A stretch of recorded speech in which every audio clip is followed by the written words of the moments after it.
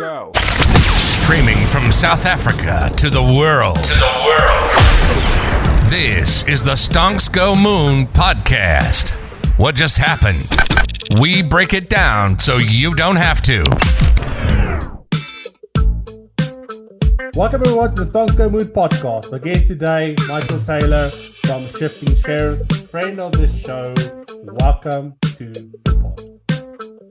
Thanks, Rocco. Pleasure to be here again. We're seeing stocks and shares trading at deep discounts, right? Just in time for the holiday season, I suppose. Yeah. You have what I think is a brilliant framework for, let's say, if you decide to buy a share or buy a stock, there's sort of a checklist that you go through. And I thought it's a good idea with the holiday coming up, and maybe people want to go and look at it just to start and unpack that a little bit. Maybe not go through everything in detail, but just sort of give people an overview of the fundamentals that you use. Yeah, so I did write this article on my site a while ago. It sort of gave me a process of things to check and look at. So first of all, you really need to find your idea. And This can be from anything. It can be from reading the news. You know, maybe you think electric cars are going to be the next big thing. And then you might think, how can I play that? Is it with equities? Is it with ETFs? Or you might constantly see a retailer's shop always full, and you think, oh, see if there's a stock on that. One thing that happened to me is my parents got me a Gear 4 Music Bluetooth speaker for my birthday, like many years ago. And I never bothered looking at the stock, even though I thought the product was really good. And I think the stock went up like 300% within 12 months. So, you know, there was my idea. I just didn't bother checking up on the stock. So interesting. Yeah. Look at everything around you in terms of the stock. So, because it's interesting, I put on a pair of Nikes this morning, and as millions of other people did, but rarely do people think about the stock associated with the brand that they actually buy as a consumer. Yeah, exactly. Peter Lynch said, if you like the product, you might love the stock. And obviously that's not always the case. Sometimes it's better to be a customer and not a shareholder. But yeah, sometimes there's some really great products. Fever Tree, that was one of the UK's top performing stocks for several years. It's a worldwide brand now, getting to be. But Fever Tree in the early days, that went up like 40 times from its IPO. And everyone could see the sort of popularity of the drink. So sometimes the best trades are right in front of you.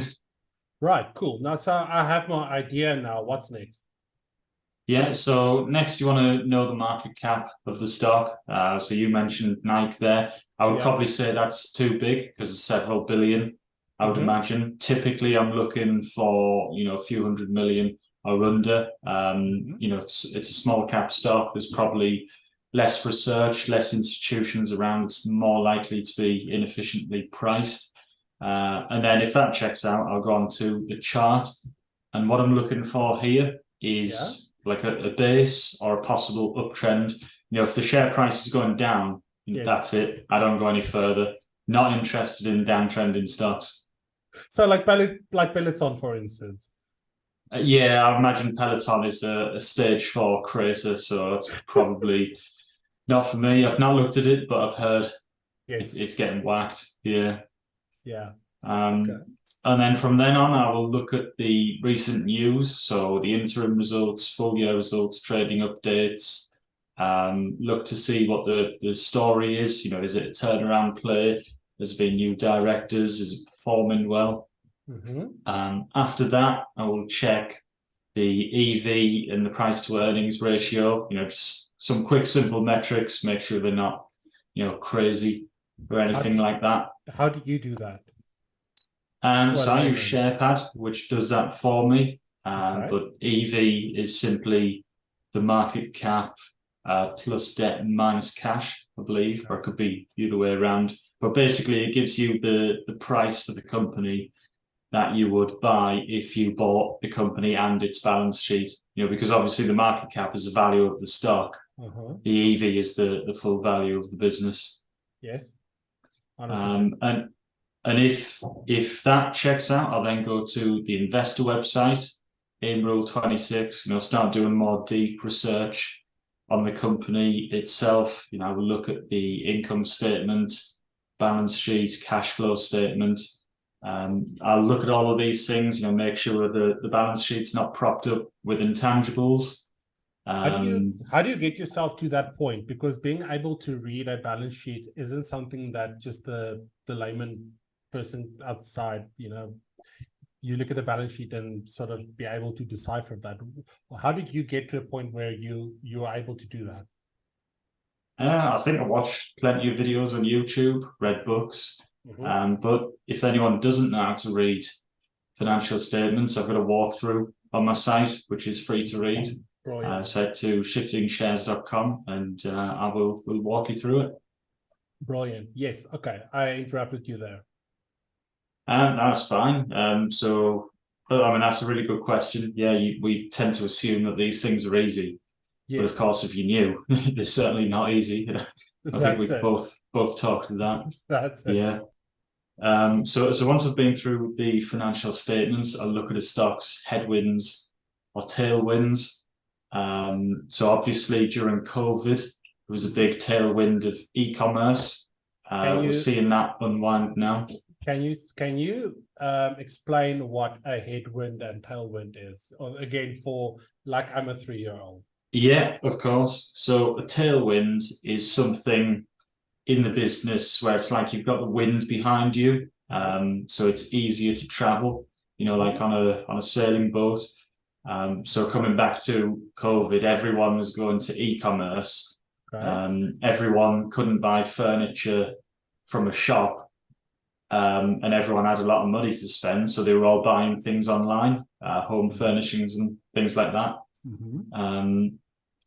Sorry, give me 1 second. And now to respond to this. Okay. And now, ladies and gentlemen, the life of a trader. And now we've seen that sort of go away, right? Like Zoom had lots of tailwind, and now the share price has just gone down and down because people are changing the ways that they operate. Is that correct? Okay. Yeah. So basically, if you look at a headwind, then a headwind would be something that's actively a pressure against the business. Okay. So I'm trying to think of an example. Customer discretionary products. So we know everyone's getting their wallet squeezed. People are running out of money. People are a bit scared. If you're selling something that's reliant on customer discretionary spending, so restaurants, bowling, cinema, things like this, it's getting whacked, and there's not that tailwind of lots of money, people going out having a good time anymore. So if you can find a business that matches everything so far and it's got a tailwind, that would be something that would be quite interesting to me.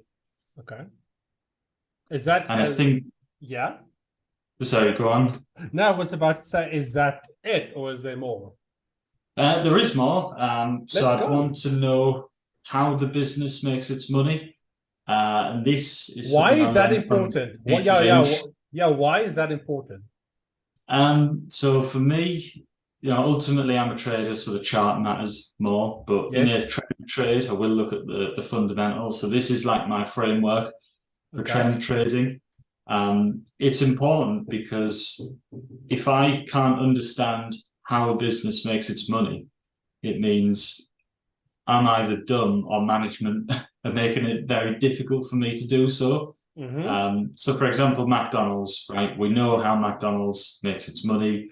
It buys a unit, it buys all of the products like the beef, the cheese, the lettuce, and everything that goes into McDonald's, and then sells that product to us who like cheeseburgers or vegan burgers or whatever you like in McDonald's. I've never met anyone who hates McDonald's, even though the fries contain butane, but nobody ever said it was healthy. But that is how McDonald's makes its money. It's a Okay. very simple business to understand. And you can see how the cash goes through the balance sheet, ends up in the cash flow statement. That's what I mean. If you can't understand what a business does and where it actually makes money, then you probably shouldn't buy in the shares. I was about to say, because that's why I ask you, because as a trader, we look at charts, or well, technical traders look at technical analysis, look at the charts, don't really care about the fundamentals and why. But the why is often very important. Just to give you an example, it's not a business per se, but in crypto, when that whole staking came out for yield, I couldn't wrap my brain around it because I couldn't understand where does the yield come from. And it turns out that obviously you were the yield. And that's why if you can't explain it to a 3 or 4 year old, like in a rudimentary concept that you can understand, my advice is always stay away because it's bullshit. Yeah, 100% agree. This is actually a Peter Lynch thing as well. I think you've just quoted him there, knowingly or unknowingly. But yeah, he said if you can't draw the business with a crayon to a child, then don't buy the shares. Okay. And that simple thing, would save investors a lot. But again, even if you're a trader, you're looking for like red flags. Yes. And if you really, if a business says one thing but you can't understand it, it might be a fraud. It might not be, but you're looking to avoid getting hurt. Yes. Then finally, you probably have a good idea of how the business makes its money now. So you want to know what drives that business. Yes. Obviously, in the case of McDonald's, it's selling more product. Nike selling more shoes. But what could be a catalyst for that growth? So is McDonald's entering in a new country? Is that going to turbocharge the earnings? Has Nike opened up a huge new market? Will that speed up the earnings? Software, things like that. You're looking for new markets, new products, like a step change in the business, or what will drive the company's growth. And then after that, you want to check out the competition. Yes. So I'm going to just say something there, and it doesn't check all the boxes this far, but it's like Bob Iger coming back in Disney, right? And if the market anticipating that turnaround and it saw a massive jump, that's kind of what you're saying there. Yeah, I guess so. I mean, that's a step change in the business, isn't it? Yes. It's a previously successful CEO coming back. Everyone thinks he's probably going to have a turnaround plan and he's going to outline it. So you will be able to see the change. Because the technicals change quite often change very quickly on that news. And Disney had a very bearish trend and suddenly it just shot up. So it just kind of what I'm saying, it is a very important point that you're raising. Thank you. Yeah. And then finally, after I've looked at the company's competition, I look at the broker forecasts and see, what they project to make next year, the year after. Are those forecasts beatable? Is it likely they're going to be ahead? What is the broker actually priced in? And again, house brokers, they are paid for. So we do have to be careful. Don't take broker notes or research, blindly. Always, read them and get up to speed on the company, but remember who's paying them.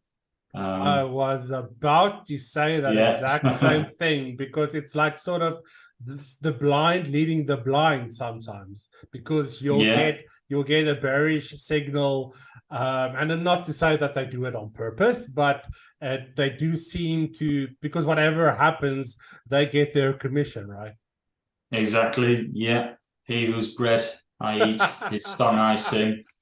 So you got to be careful. Yeah. And I guess we should also adapt that to she and he and they and non-binaries. And all the others don't get cancelled. Well. Yeah. Michael, before I let you leave, what are some trades that you're looking in going into the last sort of month of the year, or are you taking it easy. Yeah. Let me just wrap up on those steps. So, I mean, that is Sure. basic framework. You don't need to check everything. You know, if you're going to be in the trade for like a day or two, do you really need to understand how it makes its money because you're not in it for the long term? So I dip in and out of these. You know, obviously, if it's a sizable position and a big position for the long term, then I'm going to go through all of these steps. But you know, if it's a 30-second trade or you know a 3-day trade, I probably won't. So, but that's why I like it, right? Because if it's 5 to 10 years, then I would meticulously follow that process. But if it's just in and out, then I would go and look for those. Is there any one of those 15 that maybe gives me a red flag in this trade, and be very selective in terms of that? That's why I like it. Yeah, thank you. It's brilliant. And a trade. So I'm bullish uranium still. I've been bullish since last October.